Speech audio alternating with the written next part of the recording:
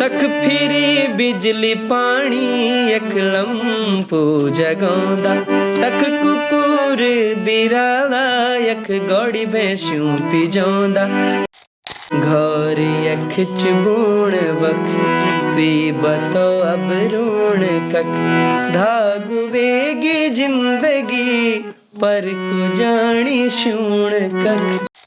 परिस्थितियों के अभाव में मैं गायक बना। तू रेंदी माँ तू रेंदी मेरी माँ तू रेंदी माँ तू रेंदी। लोगों का जीवन पूरा संघर्ष में निकल जाता है, खाली म्यूजिक बनाते ही रह जाते हैं और गाते रहते जाते हैं।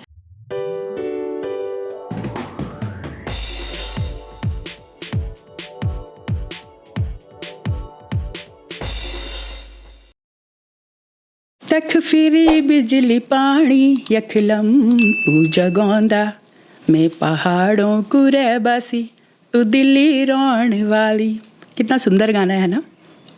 तो नमस्कार दोस्तों, मैं माधुरी डबराल और स्वागत है आप सभी का हमारे आज के इस शो में। और गाना सुनते ही आप समझ तो गए होंगे आज हमारे मेहमान और हमारे साथ हैं हमारे उत्तराखंड के युवा प्रतिभावान गायक। मैं तो कहूँगी कि उनका गाना आजकल बच्चे से लेकर और बुज़ुर्गों तक हर किसी की ज़ुबान पर है, मैं पहाड़ों को रहबासी। तो आइए मिलते हैं हमारे पहाड़ों के रहबासी श्री सौरभ मैठानी जी से। तो मैठानी जी, बहुत बहुत स्वागत है आपका हमारे शो में। नमस्कार मैम आदरणीय डॉक्टर माधुरी डबराल जी, और बड़ा अच्छा लग रहा है कि आज द DMD शो में आप सबके बीच में हूँ और अपने श्रोताओं के बीच में हूँ। तो सौरभ जी, थोड़ा सा आप अपने बारे में बताएं कि आपका बचपन कैसे बीता और यहाँ तक कैसे पहुँचे। मैम, जो मेरा बचपन रहा है वो प्रारंभिक जो मेरा जन्म हुआ और प्रारंभिक जो शिक्षा रही है वो रुद्रप्रयाग जनपद के एक गाँव कुइलाखार ग्राम सभा हमारी पड़ती है, वहाँ मेरा जन्म हुआ और 4वीं क्लास तक के पढ़ाई भी वहीं हुई। और बचपन का जो खेल कूद था वो अधिकतर पहाड़ में ही हुआ। तो पहाड़ों से जुड़े हुए हैं जी। तो उसके बाद ये जो आपका जिस फील्ड में आप आए हैं गाने का, जो आपका ये बहुत अच्छा आप गा रहे हैं बहुत। और मुझे लगता है कि आज कोई बच्चा आज आप सौरभ मैठानी जी को तो शायद कम जाने, लेकिन पहाड़ों के रहवासी को सब जानते हैं। जी जी। तो यहाँ तक जो आपका सफ़र रहा, ये जो आपका संगीत विधा को लेकर, तो ये कैसे शुरू हुआ? शौक था बचपन से या किसी की इंस्पिरेशन थी? कैसे हुआ, कहाँ कैसे आया? मेरा शौक तो क्या कहें, पर मतलब जब भी स्कूल में कोई एनुअल फंक्शन होते थे, जब मैं 5th क्लास से देहरादून आया जी, और मैं तो कहूँगा कि परिस्थितियों के अभाव में मैं गायक बना। जब हम देहरादून आए फिर मैं पढ़ाई लिखाई करने लगा। थोड़ा सा घर की फाइनेंशियल कंडीशन बहुत विपरीत थी और माता जी की स्वास्थ्य ख़राब था। तो तब मैं जब देहरादून में पढ़ाई करने के लिए आया, SGRR में मैं पढ़ाई की मैंने। तो जब स्कूल में फंक्शन होते थे एनुअल डे जी, तो उस टाइम मैं गायक करता था। और पर वो कोई ऐसा एम नहीं था कि मुझे गायक बनना है या मैं गीत गाऊंगा, या मैं जानता भी नहीं था कि क्या गायक फील्ड भी होता है, क्या इससे आजीविका भी चलती है। अच्छा। पर जब मैं स्कूल में गाता था तो लोग बहुत प्रोत्साहित करते थे, हमारे टीचर्स हों या स्कूल के बच्चे हों, या स्कूल में जब फंक्शन होता था तो अन्य स्कूलों के भी जो टीचर्स होते थे। फिर जब मैंने 12वीं करी, उसके बाद धीरे धीरे मैं नाटक करने लगा। नाटक बोले तो नुक्कड़ नाटक होते थे। अच्छा। क्योंकि 7th 8th से मैं काम करने लग गया था, मतलब लोगों के घर में अखबार बांटना या किसी कॉल सेंटर में काम, मतलब मैंने बहुत जगह काम किया, तो पैसे की नीड थी। और जब मैं 2012 से थोड़ा बहुत ही नुक्कड़ नाटक करने लगा, जब 12वीं के बाद, तो फिर बीच बीच में मैं गीत भी गाता था। अब जब गीत गाता था तो लोगों ने पसंद करने लगा। जिनके साथ मैं नाटक में जाता था, आदरणीय गिरीश पहाड़ी जी, खुकसाल जी, हमारे गुरु जी, तो धीरे धीरे उन्होंने मुझे गीत का मौका भी दिया छोटे छोटे मंचों पे, और ऐसी ये जर्नी शुरू हुई और आज थोड़ा बहुत गायक बने। और आज आप उत्तराखंड के जाने पहचाने प्रतिभावान गायक के रूप में अपना नाम बना चुके हैं। अच्छा, आप कह रहे हैं कि आपको कुछ पारिवारिक परिस्थितियाँ थी, कुछ ऐसी स्थितियाँ थी जिनसे आप गायन की तरफ आए, तो फिर बनना क्या चाहते थे, क्या सोचा था? हाँ, ये आपने सही सवाल पूछा। क्योंकि मैंने जब पढ़ाई कर रहा था तो मैंने बहुत अच्छे से 12वीं करी कॉमर्स विद मैथ से। फिर मैंने BCom भी अच्छे नंबरों से किया। पर मैंने सोचा था कि मैं बैंकिंग में जाऊंगा या 12th के बाद LLB करूँगा, क्योंकि मेरे अधिकतर दोस्तों ने LLB करी और एडवोकेट हैं, कुछ बैंक में हैं। तो कोशिश मेरी उस चीज़ की थी, पर बीच में जब अगर तैयारी करता तो उसके लिए समय चाहिए था, बैकबोन में पैसा चाहिए था, तो उसका पैसे का अभाव रहा। और मैं मतलब कभी 500 मिले, कभी 1000 मिले, कभी 1500 बढ़ गया, उस लालच में मैं इस और ढल गया और आज थोड़ा बहुत फिर इसको प्रोफेशन ही बना लिया। नहीं, लेकिन अच्छा है कि आपने इसको प्रोफेशन बनाया, और आपकी जो आवाज़ है वो तो लगता है कि आप इसीलिए बने हुए हैं।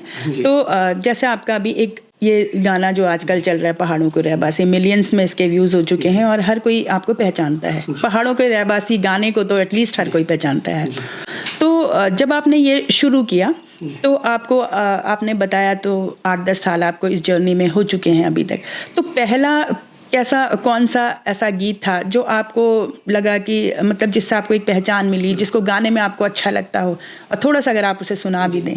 मैम सबसे पहले मेरा एक भजन आया था, तू रहंदी माँ ऊंचा पहाड़ में, तो उससे काफ़ी मुझे लोगों ने पहचाना और जो कार्यक्रम भी मुझे भजनों के मिलने लगे, तो उस भजन से मिलने लगे थे। मैं वो थोड़ा आपको सुनाता हूँ।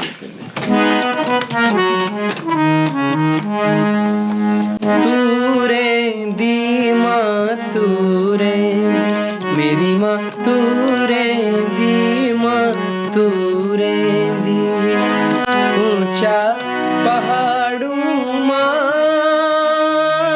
शिव जी का गैल माँ मेरी माँ, तू रहंदी माँ, तू रहंदी, तू रहंदी माँ, तू रहंदी पौड़ी मजक तीन ज्वाल पर रूपधारी, श्रीनगर माँ एक तीन धारी रूपधारी, श्रीनगर कमोड़ू माँ,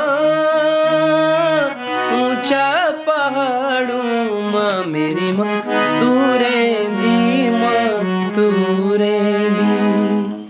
वाह, बहुत ही सुंदर भजन है। और आवाज़ तो ऐसा लगता है कि आप गाने के लिए ही बने थे। शायद कहते हैं जो होता है वो अच्छे के लिए ही होता है। अच्छा, एक चीज़ है, जब आपका इसमें आप बता रहे हैं आपका इंटरेस्ट म्यूज़िक में आना नहीं था, फिर भी आप म्यूज़िक में आए, तो फिर इसकी विधा, ये जो सीखा आपने, तो आपने कौन आपके गुरु थे और कैसे आपने सीखा? कोई संघर्ष भी रहे इसमें, तो उन पे थोड़ा सा। मैम जब मैं बता रहा हूँ आपको कि 12th में मैंने पास की थी, उसके बाद मैंने भातखंडे एक यूनिवर्सिटी है, एक विद्यालय है जो संगीत का है और उत्तराखंड में 3 जगह है।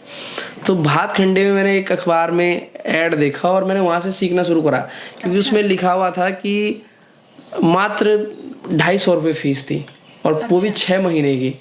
तो मैंने कहा यार इसे तो मैं इसको अफोर्डेबल है और इसको एफर्ट कर सकता हूँ। तो फिर मैंने भातखंडे में ऑडिशन होता था वहाँ पहले जब एडमिशन लेना होता, वो दिया और उसमें भी मैं अव्वल निकला। तो तब मुझे भातखंडे में एडमिशन मिल गया था देहरादून में, और फिर मैंने 6 साल वहाँ म्यूज़िक सीखा भी, क्लासिकल म्यूज़िक, और उसके बाद एमए म्यूज़िक मैंने श्रीनगर विश्वविद्यालय से। अच्छा, एमए आपने श्रीनगर से किया? चलिए, बहुत बढ़िया। मेरा भी कॉलेज रहा है श्रीनगर। तो अच्छा, एक चीज़ और है, मैं कई बार आपके और वीडियोज़ मैंने देखे हैं, कुछ आपके पर्सनल मैं आपको फॉलो भी करती हूँ। आपकी माताजी भी बड़ा अच्छा गाती हैं। तो आपको माताजी का कितना सपोर्ट रहा इसमें, और क्या उनसे आपको सीखने को मिला? देखिए, माताजी अच्छा गाती हैं, इसीलिए हम मेरे जीन्स में और वो थोड़ा कुदरती मुझे स्वर का ज्ञान वहाँ से मिला है। और मैंने जिस प्रकार कहा कि जब परिस्थितियाँ विपरीत थी, तो अगर गीत गाकर 2-4 रुपये आ रहा है तो घर वाले भी सपोर्ट करते हैं। भले मैं बच्चों को ये शिक्षा देता हूँ, आज के डेट में मैं बच्चों को सिखाता भी हूँ संगीत, और मैं बच्चों को कहता हूँ कि आप पहले, कई बच्चों का कहना होता है 100 में से 80 बच्चों का कि मम्मी पापा सपोर्ट नहीं करते हैं। तो मैं उनको कहता हूँ बिल्कुल मम्मी पापा सपोर्ट नहीं करते हैं, तो वो अपनी जगह बिल्कुल सही है कि यार मम्मी चाहती है कि हमारा बच्चा डॉक्टर बने, इंजीनियर बने या बड़े अच्छे चीज़ पे है, क्योंकि वो बच्चे को भविष्य सुरक्षित करना चाहती है। मैंने कहा आप इस लायक बनिए या इस प्रकार अपने गायन को या म्यूज़िक को करिए कि आप उससे 10 रुपये भी अगर कमा के अपने घर में देंगे और मम्मी को कहेंगे चाहे आप सक्षम हैं, तभी आपके मम्मी पापा एग्री होंगे कि हाँ ये काम कर सकते हो। अब कई लोगों का जीवन पूरा संघर्ष में निकल जाता है, खाली म्यूज़िक बनाते ही रह जाते हैं और गाते रहते जाते हैं, क्योंकि ये अतिरिक्त कार्य है, मुझे ऐसा लगता है। लोग पसंद ज़रूर करते हैं, पर संगीत जो है वो अतिरिक्त कार्य है। मान लीजिए डॉक्टर की ज़रूरत सबको पड़ेगी, शिक्षा की ज़रूरत सबको पड़ेगी, स्वास्थ्य की ज़रूरत सबको पड़ेगी, पर जो संगीत और ये गायन वादन है, इसका ये एक्स्ट्रा हो गया। किसी घर में फंक्शन है तभी उसको बुलाएंगे, और उसमें भी कि अगर वो उन दोनों के बीच का जो तय राशि है उसमें अगर डन हो गया तो ठीक है, वरना उसी फंक्शन को, जो 1 लाख का फंक्शन है, उसे लोग 5,000 के डीजे में वही गीत बजाकर आनंद ले सकते हैं। तो इसलिए थोड़ा सा इसमें संघर्ष तो बहुत है, चाहे वो बड़ा गायक हो चाहे छोटा गायक हो।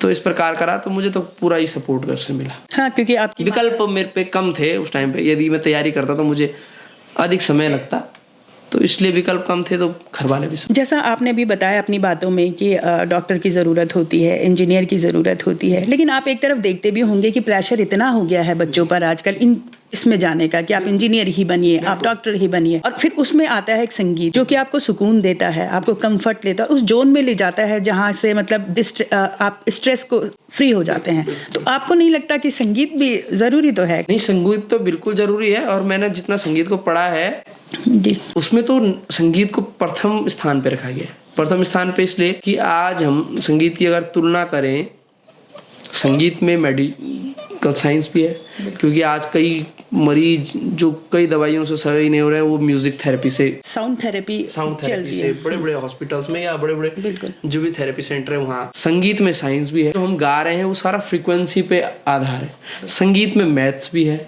जो हम तालों का ज्ञान करते हैं या हम करते हैं, वो पूरा संगीत से है।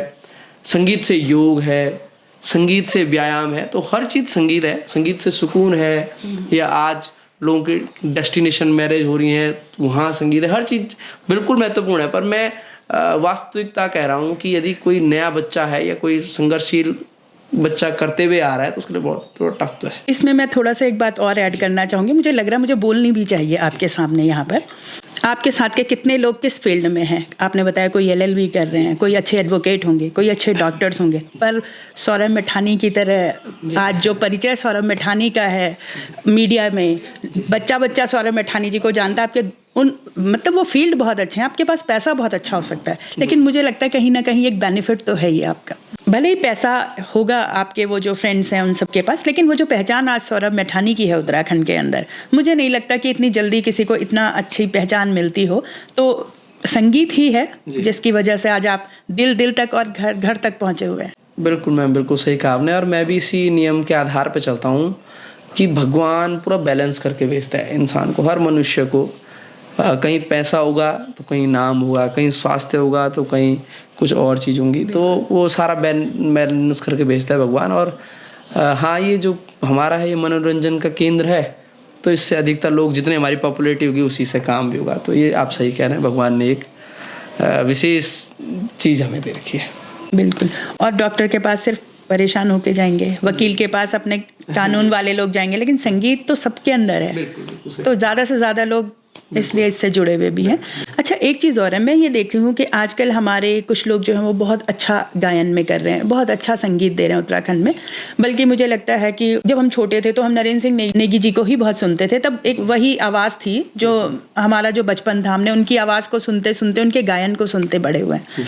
तो लगता था कि आने वाले टाइम में पता नहीं उत्तराखंड में कोई इस तरह का होगा, लेकिन आज जिस तरह से है तो सब बहुत अच्छा, आप भी बहुत अच्छा गा रहे हैं।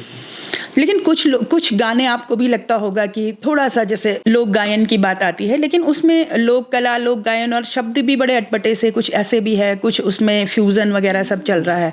आपको क्या लगता है, जबकि आप शुद्ध पहाड़ी उसमें चल रहे हैं धुन में? मैम, वो जो इस प्रकार के गीत गाते हैं, काफ़ी लोग सभी मेरे मित्र भी हैं, उसमें हर चीज़ के 2 पहलू हैं। उसमें ये है कि लोकप्रियता कितनी जल्दी हम लोकप्रियता कमाने के लिए गीत बना रहे हैं, एक तो ये होता है। क्योंकि गीत का हिट होना गायक के लिए या प्रोड्यूसर के लिए या म्यूज़िक डायरेक्टर के लिए प्रायोरिटी रहती है। तो कभी कभी इस प्रकार के शब्द प्रयोग कर लेते हैं। हाँ, जिस शब्द में फोड़ता हो, जो हमारे संस्कृति के विपरीत हो, जो शब्द या वीडियोस, वो तो सच में ही ठीक बात नहीं है। पर कभी कभी मुझे ऐसा लगता है कि लोग केवल व्यूज़ पाने के लिए और हिट करने के लिए कुछ इस प्रकार के काम कर लेते हैं, थोड़ा शॉर्ट टर्म सक्सेस जो है। टर्म सक्सेस, और उन गीतों का आधार भी कम ही हो जाता है भविष्य के लिए।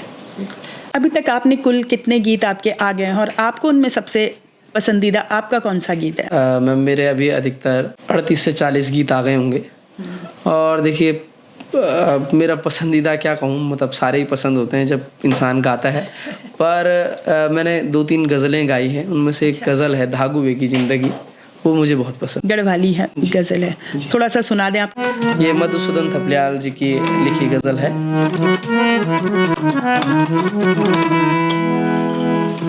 घर यख चिबूण वक तुई बतो अब रून कक, घर यख चिबूण वक तुई बतो अब रून कक, धागुवेगी जिंदगी पर को जानी शूण कक, घर यख चिबूण वक। घर यहाँ है परदेश वहाँ, तू ही बता कहाँ जाके रहूं, और धागे सा जीवन हो गया है पर पता ही नहीं है कि सुई कहाँ। भगत वेगे मर चुण्या देण दो जो लोण कक, भगत वेगे मर चुण्या देण दो जो लोण कक, कस लग्यूं च प्रीत को, कस लग्यूं च, कस मतलब दाग, तेरे मोहब्बत का दाग लगा है। कस लग्यूं च प्रीत को बोल मिन यू धोण कक, घर यख चिबूण वक तुई बतो अब रोण कख, गाणी का चिरेगिनी श्याणी पूरी होण कक। बड़ी बड़े सोच विचार किए थे कि ये बनेंगे वो बनेंगे शिव। गाणी का चिरेगिनी श्याणी पूरी होण कक। और मैम ये जो गज़ल आई थी वो लॉकडाउन के आसपास आई थी, जब कोरोना में हर फोन यही आता था कि आपका ये परिजन ऐसा हो गया, वो परिजन।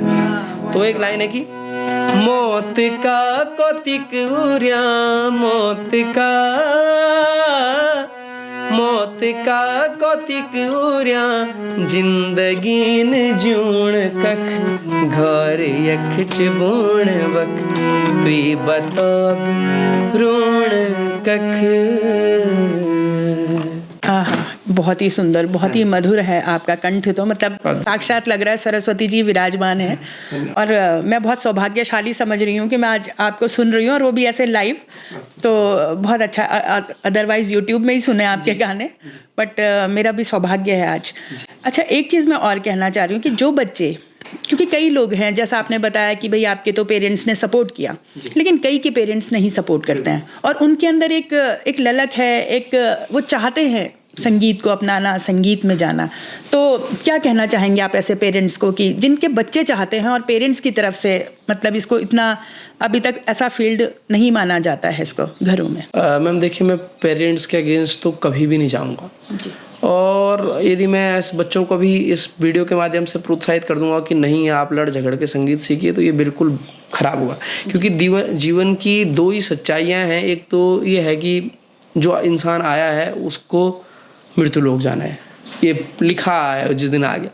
और दूसरा ये भी माना गया है कि कोई भी माँ या बाप अपने बच्चे के लिए कुछ गलत नहीं सोचेगा। अगर वो बच्चे को कह रहा है कि नहीं तू संगीत मत सीख, तू पढ़ाई में ही जा, तो वो भी गलत नहीं कह रहा है।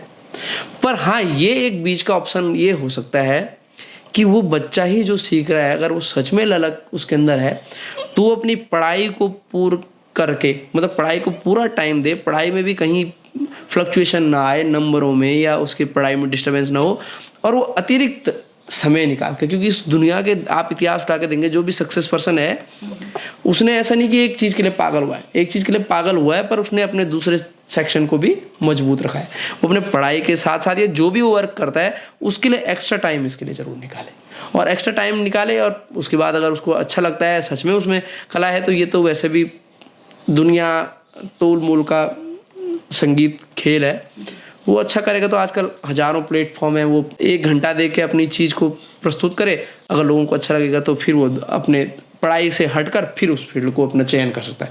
पर प्रायोरिटी उसको जो उसके माता पिता कहें, मुझे लगता है वही चूज़ करना चाहिए। अच्छा, बच्चे का अगर बिल्कुल ही मन है जाना ही है, बच्चे का बिल्कुल ही मन है, तो फिर कुछ वो ऐसा रास्ता ढूंढे कि वो अपने माता पिता को एक अच्छे ढंग से समझा पाए।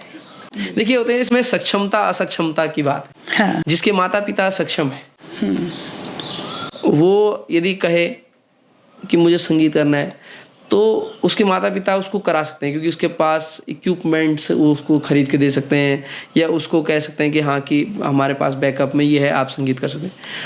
मैं आपको अधिकतर बच्चे ऐसे बता रहा हूँ मैं, क्योंकि इन परिस्थितियों से ऐसा नहीं कि मैं नकारात्मक ही बोल रहा हूँ, मैं आपको सारी बातें सकारात्मक कह रहा हूँ, और क्योंकि मैंने ये फेस किया है और मैं आज भी 100 में से जो 80% के आपको उदाहरण बता रहा हूँ, वो मैं जो मेरे साथ रोज़मर्रा ज़िंदगी में होता है मैं वो आपको बता रहा हूँ। मेरे पास तमाम बच्चे ऐसे आते हैं या तमाम आर्टिस्ट ऐसे आते हैं कि भैया मम्मी पापा लोगों ने भी कहा कि आप संगीत ही कर रहा है तो ढोलक बजा रहा है, हमको मुझे घर से निकाल दे। सच में अब ना रहने के लिए है ना खाने के लिए है और संगीत भी करना है, तो उसको फिर क्या होता है कि वो शोषण होता है उसको अच्छा आदमी मिल गया तो वो उसको सही राह दिखा देगा या अपने साथ प्रोग्राम में ले जाएगा या कहीं उसको काम पे लगाएगा संगीत के, उसको उसका मानदेय दे देगा।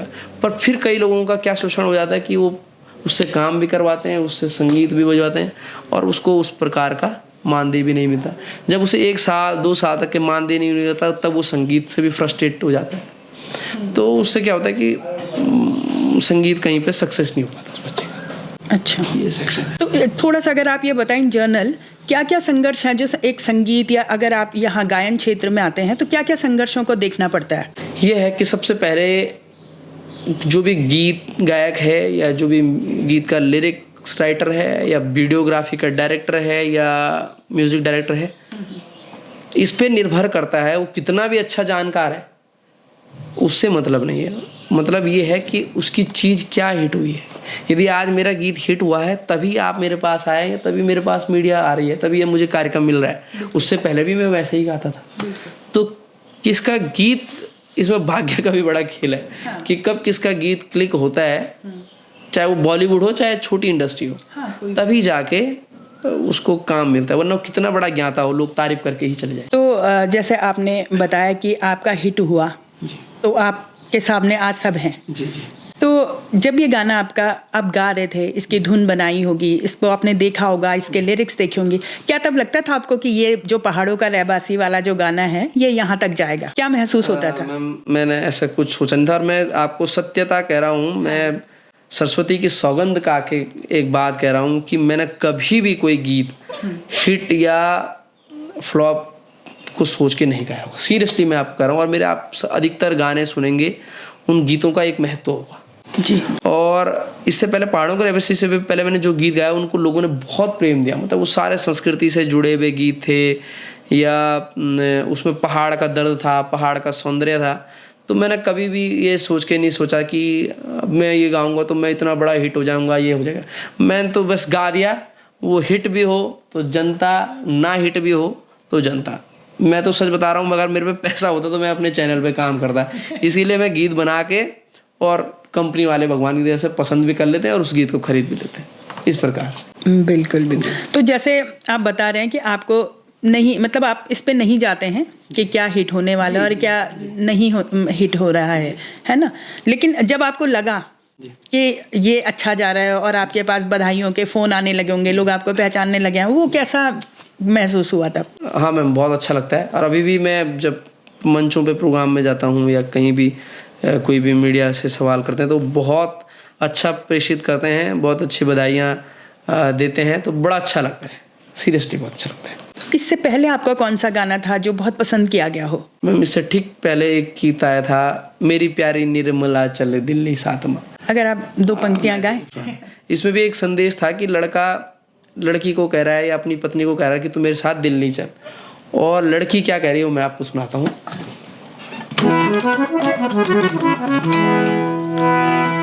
ऊंचा ऊंचा सैंडल पे रोलू बनारसी साड़ी, त्वेसणी में दिल्ली घुमोलू अपू चलोलू गाड़ी HMT घड़ी पैरोलू तेरा हाथ मां मेरी प्यारी निर्मला चल दिल्ली साथ मां HMT घड़ी पैरोलू तेरा हाथ मां मेरी प्यारी निर्मला चल दिल्ली साथ मां। तो लड़की कह रही है नीचेंदा तुम्हारा सैंडल नीचेंदी तुम्हारी साड़ी नीचेंदा तुम्हारा सैंडल नीचेंदी तुम्हारी साड़ी पराणु सी प्यारी छन इबाड़ी सगवाड़ी धरती को ना तू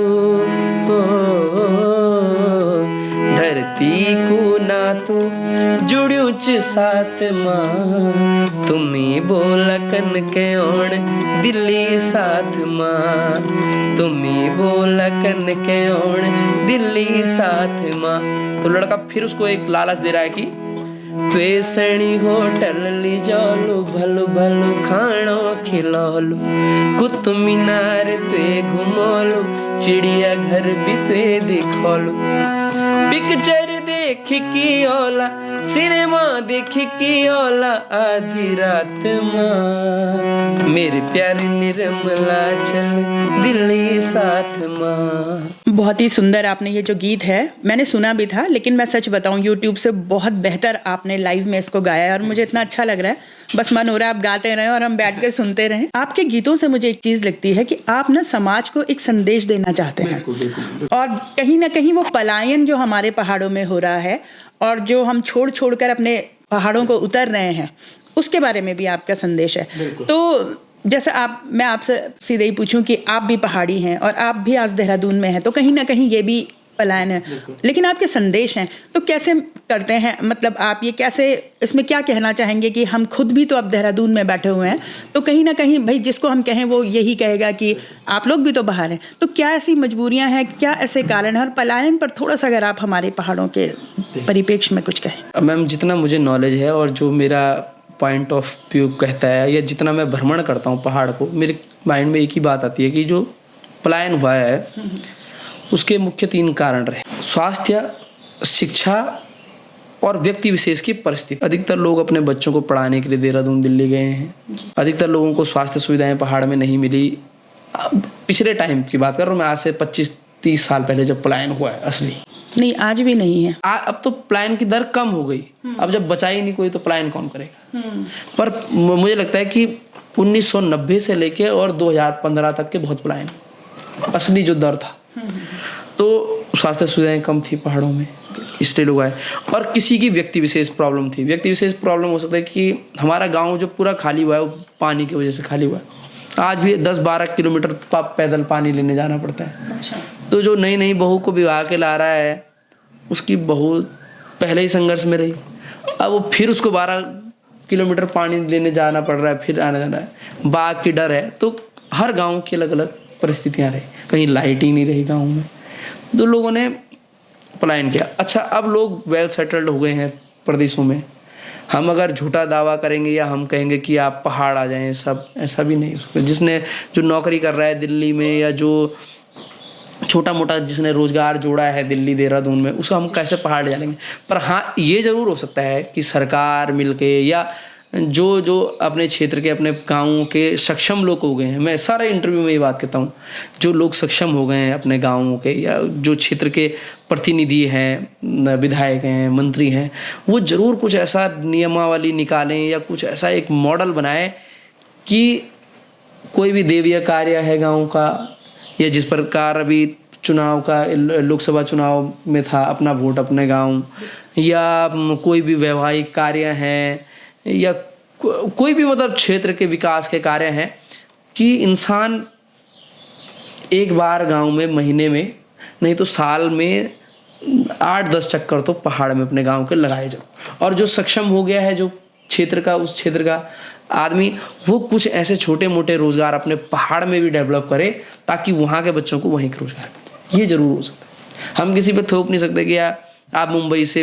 अपना कारोबार छोड़ के गाँव आ जाओ, कैसे आ जाएंगे? बिल्कुल। चाहता तो हर इंसान वही है कि पहाड़ में सारे लोग चले जाएं। मैं भी चाहता हूँ कि मैं जब कार्यक्रम में जाता हूँ, वो जो शुद्ध हवा हमारे पहाड़ में है, जो शुद्ध भोजन हमारे पहाड़ में है, जो सुकून हमारे पहाड़ में है, वो कहीं दुनिया के किसी कोने में नहीं बस। पर क्या करें, लोगों की मजबूरियाँ बन गई हैं। जिसने अपना छोटा सा रोजगार जुड़ा दिया है, वो कैसे उसको छोड़ के डेवलप करें। हाँ, इसमें ये हो सकता है कि जो सक्षम लोग हैं, जो सरकारें हैं, या जो नए बच्चे भी पढ़ रहे हैं, वो कुछ ऐसा मॉडल तैयार करें या ऐसा कुछ वो करें कि अपने पहाड़ में मतलब हम अपनी जड़ों से किसी न किसी तरीके से जुड़े रहें, है ना? और अगर नहीं जुड़ेंगे तो आने वाले टाइम में बहुत कठिन हो जाएगा। क्योंकि हमने उत्तराखंड राज्य, जितना मुझे नॉलेज है, जितना मैंने पढ़ा है, हमने उत्तराखंड राज्य लिया ही इसलिए था कि हमें एक विशेष अधिकार मिले या हमें विशेष खूबसूरती मिले जो हमारे पहाड़ी थे, भौगोलिक स्थितियों को देखते हुए, और फिर हम पलायन करके दूसरे राज्य में, दूसरे क्षेत्र में कार्य करेंगे, फिर पहाड़ सुन रह जाएंगे, क्या फ़ायदा। अभी भू कानून भी एक बड़ा अच्छा मुद्दा चल रहा है, काफ़ी युवा इसमें सबसे अच्छी बात है कि युवा बहुत बढ़ चढ़कर इसमें ले रहा है। आपका थोड़ा सा क्या विचार है भू कानून में जो ये उत्तराखंड में चल रहा है, क्या संभव है, हो पाएगा? मैम देखिए, उसमें तो मैं क्या टिप्पणी करूं, क्योंकि मुझे भी बहुत ज़्यादा नॉलेज है नहीं, झूठ क्यों बोलना। पर हाँ, ये ज़रूर है कि जो पहाड़ के लोग हैं, जिन्होंने खेती करके, चाहे मेरे माता पिता हों, चाहे मेरे दादा दादी हों, जिन्होंने खेती करके और अपने बाल बच्चों को पाला पोसा, उस ज़मीन से ही पूरा खान पान चला, उस ज़मीन से ही पूरा हमारा राज्य चले, उन ज़मीन पे भारी लोग जिस प्रकार से खरीद देते हैं, क्योंकि उन पे पैसे का अभाव है नहीं, और जिस प्रकार से पहाड़ के पहाड़ बिक रहे हैं, गांव के गांव बिक रहे हैं, तो कहीं ना कहीं कष्टदायक तो है, बहुत ज़्यादा है, कष्टदायक बहुत ज़्यादा है। पर उसमें दूसरा पहलू ये भी आता है कि बेच कौन रहा है? बेच भी तो हम ही रहे। बिल्कुल, हम ही है। मतलब किसी को अपनी बिटिया की शादी करनी है और उसे 15 लाख रुपए शादी के लिए चाहिए, तो उस पर एक दूसरा विकल्प है ही नहीं अपने ज़मीन को बेचने के लिए। उसको कोई भी बड़ा विधायक, मंत्री, नेता, मुख्यमंत्री या मैं या कोई भी गांव का प्रतिनिधि रोकना चाहे, वो तभी भी नहीं रुकेगा, क्योंकि उसकी प्रायोरिटी क्या है? अपनी बिटिया की शादी करनी है, उसकी ज़रूरत, किसी बच्चे को, अपने बेटे को अपने को MBBS कराना है उसको। तो पहलू दोनों पर बराबर हैं। मुझे सोशल मीडिया पे लोग कहते भी हैं कि आप भू कानून पे आवाज़ नहीं उठाते। अब जो पोस्ट होते हैं उसको तो हम शेयर कर देते हैं, पर हम उन लोगों को भी कैसे समझाएं? हाँ, जब भी देखिए क्षेत्र के हित की बात आएगी या उत्तराखंड राज्य के हित की बात आएगी या ज़मीनों की बात आएंगी, मैं एक कलाकार होने के नाते हमेशा उस समाज के साथ रहूँगा जो ऐसे ऐसे मुद्दे उठाते हैं।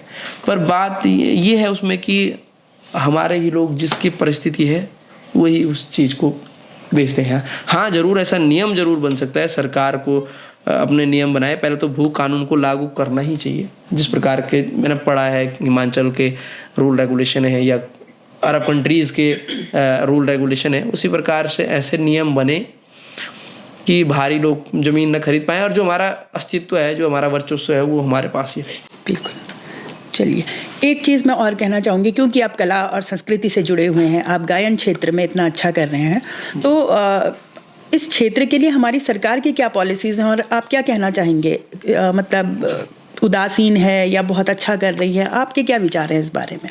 मैम ठीक है, अच्छा है। देखिए, क्योंकि मैं भी संस्कृति विभाग के माध्यम से कार्यक्रम करता हूँ और अब फिल्मों को लिए भी अच्छा सरकार ने किया है। अभी जो फिल्में बना रहे हैं उनको वो मिल रहा है कि सब्सिडी मिल रही है, तो सरकार भी अपनी तरफ से काम कर ही रही है, ठीक ही है। हाँ, ये हो सकता है कि कुछ कलाकारों के लिए और अच्छा उनके मानदेय के लिए सोचा जा सकता है, या उनके लिए कुछ ऐसी पॉलिसी बनाई जा सकती हैं कि वो अपने गीतों को, जो गायक गा रहा है, यदि वो आप संस्कृति से संबंधित गीत है, तो उसको कुछ एक पर्सनल, एक अच्छा कुछ विशेष कंपनसेशन मिल जाए। इस प्रकार के ऐड हो सकती हैं कुछ नियम, और ठीक है, सब ठीक चल रहा है, बाकी तो जी चल ही रहा है। एक मेरा थोड़ा सा, बहुत सारी बातें हैं बट टाइम का अपना जो है वो पाबंदी है, समय अपना। बच्चे अगर कोई इस क्षेत्र में करियर बनाना चाहते हैं, या जो हमारे उत्तराखंड का युवा है, क्या संदेश देना चाहेंगे आप? देखिए, जो भी संगीत या वीडियो या कला जगत में आना चाहते हो, कोई भी कला हो, ललित कला हो, हस्तकला हो, मूर्ति कला हो, कला के 5 प्रकार होते हैं।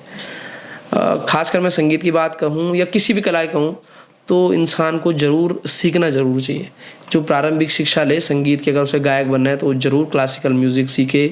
अगर किसी को वीडियोग्राफी करना है तो वो सिनेमेटोग्राफी का अच्छे से कोर्स करे, क्योंकि जब वो कोर्स करेगा तो उसमें परिपक्वता आएगी, उसमें एक स्ट्रेंथ आएगी, उसे डीपली उस चीज़ का नॉलेज होगा। क्योंकि अधिकतर ऐसा होता है कि कोई अच्छा गाता है बच्चा, उसे 4 लोग प्रोत्साहित करते हैं, बच्चा खुश होकर गायक बनना चाहता है। नहीं, पहले वो अच्छे से सीख के आए, तभी वो पूरे लाइफ को, जो संगीत का लाइफ है, उसको फेस करना है। तो सीखना बहुत ज़रूरी है, और सीखने से ही सब चीज़ें होती हैं। तो अब आपका मोस्ट अवॉइडेड जो हमारा है, हम भी चाहेंगे कि आप गाएं हमारे लिए। तो पहाड़ों को रहबासी अगर आपको सुनाए, हम हमारे दर्शक भी और हम भी इंतज़ार में हैं।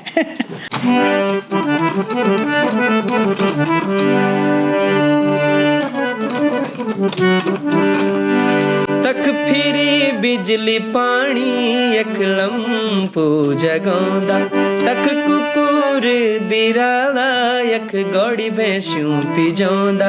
तू मनी प्लांट वाली मेरा चौक नारंगी डाली, मैं धारा को पानी वालू तू बिसलेरी वाली। मैं पहाड़ों को रहबासी तू दिल्ली रोण वाली, मैं धारा को पानी वालू तू बिसलेरी वाली। मैं डांडियों को रहबासी छो बैक छबिलू मयालू, खाणो लाणो सब ठेठ हाँ मिठ बोलणो बचाणो। वाह, बहुत ही सुंदर और समा बांध दिया आपके आज के हमारे पॉडकास्ट ने। और आप संगीत तो खैर जान ले ही आता है किसी भी चीज़ में, और संगीत मैं तो कहूँगी जीवन है। तो बहुत अच्छा लगा सौरभ जी आपसे मिलकर, आपके विचारों को जानकर। और मेरी बड़ी ख्वाहिश थी कि मैं आपका पॉडकास्ट कब लूँ, तो आज वो इच्छा भी हमारी पूरी हुई है। और आपका जो समय है, मुझे पता है आप बहुत व्यस्त हैं, तो इस सब चीज़ों के लिए आपका बहुत बहुत धन्यवाद। बहुत बहुत धन्यवाद। और मैं द DMD शो के तमाम जितने भी दर्शक हमें देख रहे हैं, उन सभी का भी आभार व्यक्त करता हूँ, और आदरणीय माधुरी डबराल मैम का और उनकी पूरी टीम का बहुत बहुत आभार व्यक्त करता हूँ। धन्यवाद। तो दोस्तों, कैसा लगा आपको आज का हमारा शो? कमेंट्स में ज़रूर बताइएगा। और मुझे उम्मीद है इस तरह की पर्सनालिटी, सौरभ मैठानी जैसे जो हमारे गायक हैं और विभिन्न क्षेत्रों में जो अच्छा कार्य कर रहे हैं, मेरी पूरी कोशिश रहेगी कि हर एपिसोड में मैं आपको किसी न किसी ऐसे कर्मयोगी से, किसी न किसी ऐसी पर्सनालिटी से अवश्य मिलवाती रहूं। तो इन सब चीज़ों के लिए और हमें अपना प्यार और स्नेह देने के लिए आप हमेशा हमसे जुड़े रहिए, और आपका आशीर्वाद और स्नेह की हमें बड़ी आवश्यकता होती है। तो बहुत बहुत धन्यवाद आप सबका।